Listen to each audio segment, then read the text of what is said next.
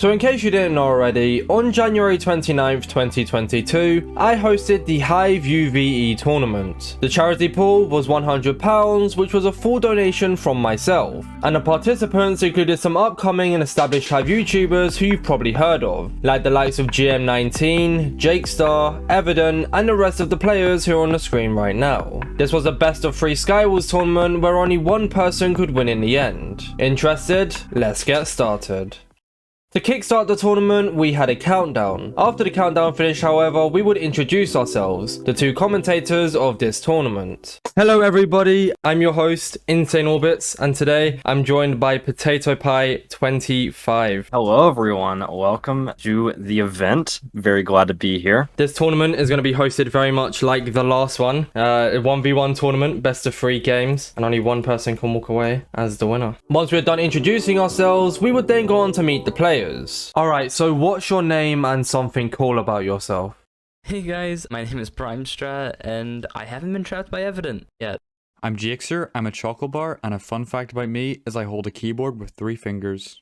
Hello, I'm GM19, and when it comes to PvP skills, I have none. I'm Evident, and when I was like 7, we put my dead fish in the freezer, and it just like sat there for like 2 years. Hey, I'm Rubixel, and a fun fact about me is that some people would call me the Mr. Beast of the Hive. My name is Seaman Wizard, and a fun fact about me is I built my own computer. I'm not Kings, and I'm the world's best mobile player. My name is Turbo Piggy, and I'm available on February 14th. Please hit me up. Once all the players had also been introduced, we would then go on to our first matchup, this being between Primestrat and GM19. The first round, Prime looked to be the dominant force, proving this by trapping GM19 in a corner and going on to win the first round, making GM19 have to come back from 1-0 down. In the second game, we would see Prime dominate again, but as GM19 tries to run off, Prime would bow them into the void, therefore qualifying Prime into the semi-finals. The second game of the tournament would be between Not Kings and Rubixel. In the first round, Kings would lack a helmet and boots, and although they're on mobile, Rubixel would give them no mercy and roll them, therefore making it so Kings also had to come back from 1-0 down. In the second game, however, Rubixel would carry on this merciless approach and kill Kings again, knocking them into the void and Kings failing a pearl clutch, therefore making it Rubixel first Prime in the semi-finals. Going on to the other side of the bracket now, in the first game of the established side, we would see Jake first Evident. In this first game, it'd be pretty evenly matched, but Jake would combo Evident into the void, and with Evident failing a pearl clutch would make them go 1-0 down in their first game.